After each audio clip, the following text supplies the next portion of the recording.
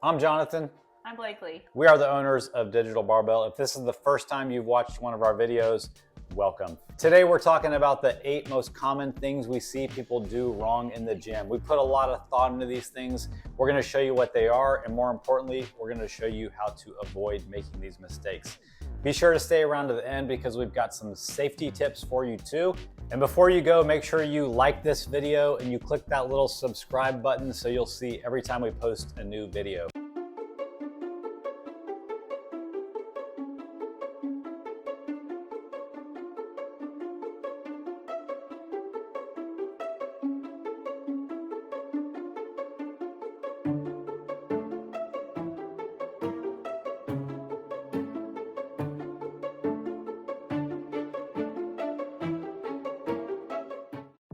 A good squat has to start with a good setup, and one of the most common problems we see starts with how people set up for their squat. 99% of the time when we see a squat that's not on point, it's because of where their feet are started. Look how close my feet are together, and look where my toes are pointed. They're straight ahead. If I squat down from this position, there's pretty much one thing I can guarantee is gonna happen. My knees are gonna shoot forward, my butt's gonna go straight down. I'm gonna get all jammed up right here. I can't get any lower, and I'm feeling a lot of pressure in my knees. No good. Easy way to fix it though. We're gonna take about a shoulder width stance, and then we're gonna point our toes out at about 35, 40 degrees. You don't have to get a protractor out and be exact. Something like this is good. Now, as we squat down, the point is gonna be to shove our knees out in the direction that our toes are pointed while we push our butt back like we're sitting in a chair. Here's what it's gonna look like from the side. Again, instead of being close with my toes pointed forward and getting all stuck like this, look, my heels are even coming off the ground. I don't have anywhere to go. I'm gonna spread my heels, point my toes out, push my hips back, drive my knees out to the side, and I can easily hit depth. The other important thing about doing this is it shifts the work of the squat to your glutes, which are the strongest muscle in your body. Maybe not such a big deal when you're just doing an air squat, but we're gonna progress to holding dumbbells. We're gonna progress to having 5 million pounds on your back, and that's where you're gonna need the power of your glutes. So you've graduated past doing air squats, you've graduated past doing goblet squats. It's time to start doing barbell back squats. Let's talk about something that a lot of people forget as they do back squats that can really impact your form. So you know there's a ton of things you have to do right from the waist down with your squats, but a lot of people forget there's things that have to be happening up here in your back to have a properly executed squat. When you get underneath the bar, what we don't want to have happen is for your upper back to be loose and passive and rounded.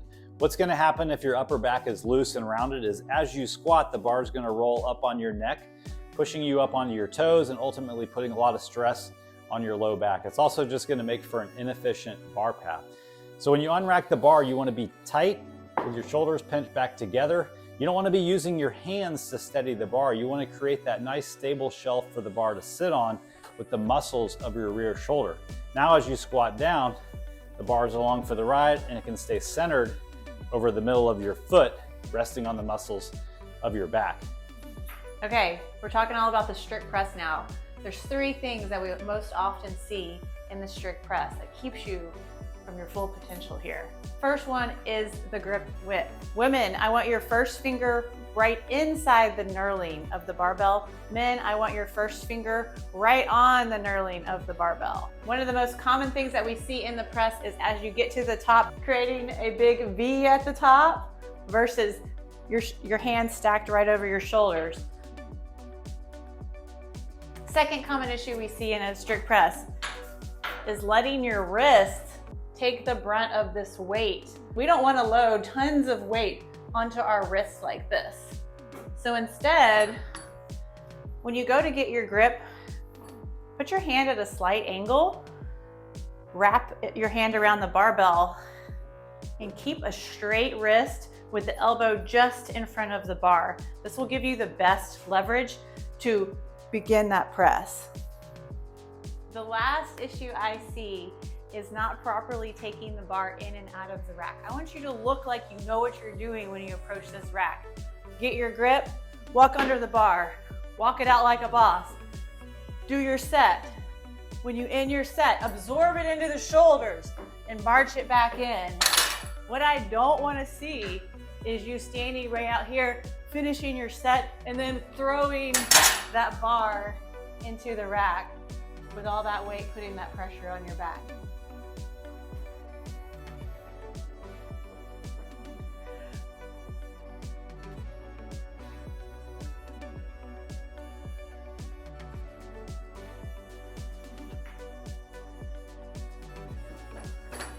I think every guy's favorite lift is the bench press, probably because some of us are lazy and we get to do it laying down.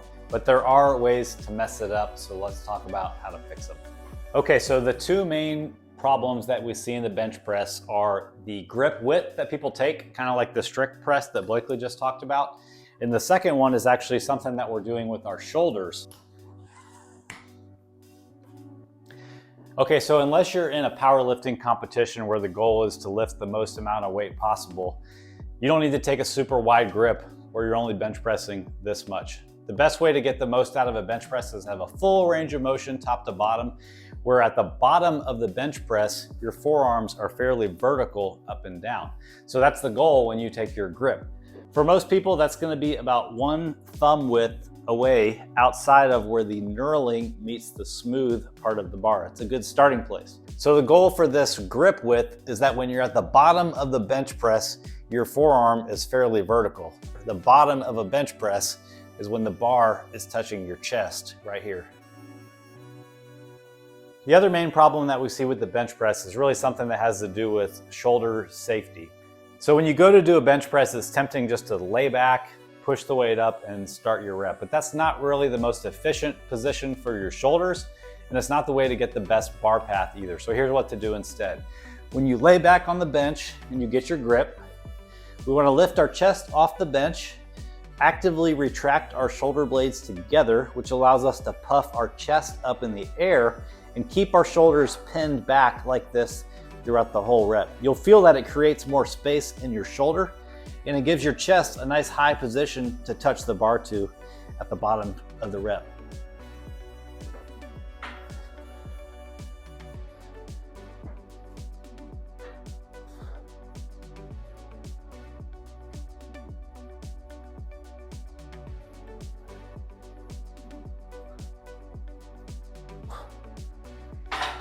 On to the deadlift.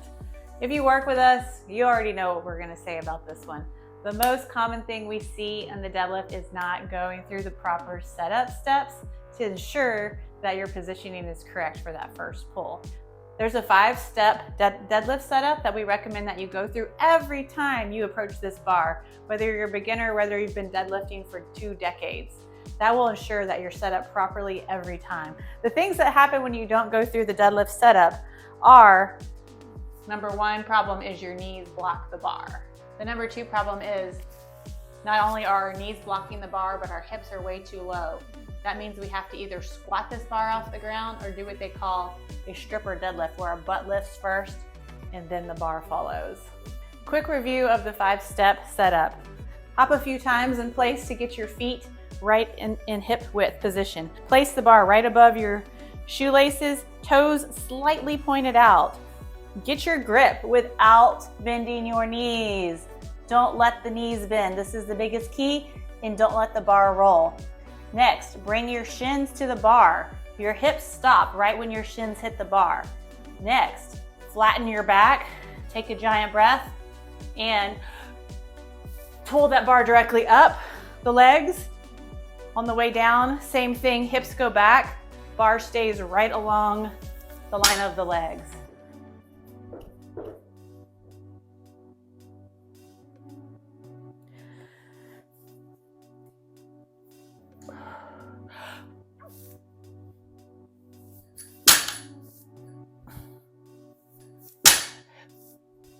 I have one more tip for you on the deadlifts, is regarding your back safety. Make sure that whenever you stand the bar up, that you don't try to overly extend and pull back and hyperextend that back.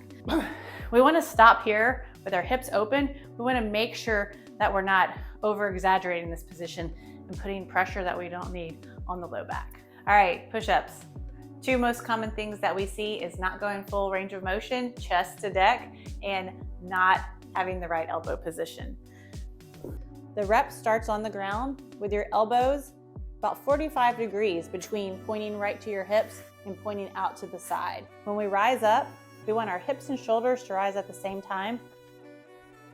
End in a plank position, and then go right back down to the ground. Another tip is if you ever feel like you're worming your push-ups and you're struggling to bring your hips up, put a PVC pipe on the ground or something like a broom, lay flat on it so you kind of get that feel, and make sure that you are pushing yourself off the PVC pipe first, and that will really bring awareness to not letting yourself go shoulders then hips. And if you're really struggling with that range of motion, there is no shame in building strength with either a knee push-up or an elevated push-up until you're ready to move to the toes.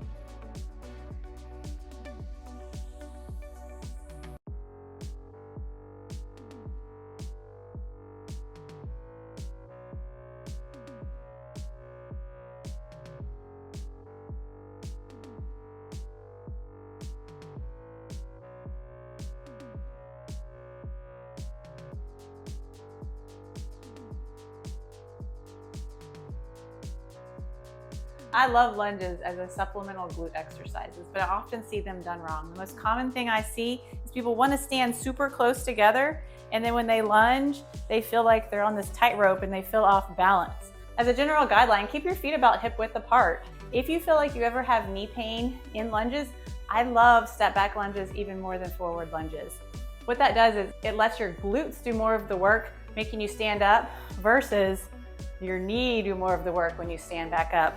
So try some step back lunges with a hip width stance and watch those glutes grow. Okay, super common problem we see with people doing curls and rows. We know you got to do your curls and your rows to grow your biceps and your back, but nothing will sideline you faster than getting some elbow tendonitis from trying to squeeze the ever-loving life out of the dumbbells while you do these exercises. You're gonna overwork your grip, you're gonna fire up your forearms and your elbows, so chill out with squeezing the dumbbells. Keep a relaxed grip, enough to hold on to them while you go through the range of motion. You can make that mind-muscle connection with the muscle you're actually trying to move when you're not concentrating on just squeezing the dumbbells so hard. That goes for curls, and it goes for rows. Think of your hands as hooks that are on the dumbbells so you can use the muscles to pull the weight instead of just trying to squeeze the dumbbells. All right, last tip for you guys is to always be active in the way that you're holding your equipment versus passive. What I mean is this: when we're starting to press, this is a very passive position. My wrists are just taking the brunt, my shoulders are sunk down. I don't look like I can do anything. I see the same thing a lot in like a front squat or a front rack lunge. We're trying to hold this bar and it's sliding off our shoulders. I talk a lot with our clients about creating big shoulders, creating a shelf where we want to place this bar. If you have trouble with this, watch yourself in the mirror. Here's where my shoulders are sunk down, and here's where I'm actively creating a nice big shelf to rest this bar on. This allows me to focus more on the squat if I'm doing front squats than trying to hold this barbell. Same thing is true for other equipment in the gym. If I'm holding a dumbbell doing a front squat, I can create a shelf, I can have a nice tight grip, and I can keep a nice upright torso when I'm doing my movement versus just holding equipment and letting my shoulders sink forward and not being active in this position. The point of this is that every time that you're moving in the gym, you're doing it with intention. Remember, we don't want to just check the box that we did our workout. We want to be doing our workout. We want to be getting results from the work we're putting in the gym. If we're doing band pull-aparts, and my band pull-aparts look like this, I did 25 reps, but I got nothing out of it. If I take a nice tight grip, I breathe through each rep, and I squeeze my shoulder blades at the back of each rep, I got a lot out of those 25 reps. This can even be seen in my good old friend, the burpee. We don't want to just be flopping down to the ground, flopping back up, looking like a maniac. We want to do these with intention. Get to the ground, hop up, jump and clap. I'll try that at home. All right, bonus tip. Moving safely with equipment in the gym space. We don't want you to be moving perfectly within your movements and then doing something silly and getting hurt while you're moving this heavy equipment around. If I have a pair of dumbbells on the ground, even if I'm going to press them, I want to approach it like a deadlift, drive them up off the ground, do a hang clean to get them into position, and then I'm ready for my press. Same thing when I'm setting them down, bring them to my hips and deadlift them back down to the ground. We never want to drop dumbbells. Not only can they can break a toe. One thing I see time after time is someone doing a perfect set on their deadlifts, and then after that last rep, they give it up here at the waist, and they just bend over and put that weight on the ground. Make sure that you're finishing your movements with intention and staying strong in your form all the way until the weight is out of your hands. Let's talk about how to safely put weights on and off this barbell. I'm gonna make sure that I'm braced. I'm gonna pick it up. I like to pick it up and flip it toward me, and then I will take my knee and kind of bump it up to get it to the level of the rack. Kind of the reverse coming off. I'll pull it off, I'll brace it on my leg, and then I'll lower it down to the ground. Another big safety tip when loading your bar is if you're putting multiple plates on, making sure that you don't let any smaller plates get behind bigger plates. Always have your smallest plates on the end. What can happen is you're tired after your set, you're pulling weights off, the little plates drop down, literally break a toe.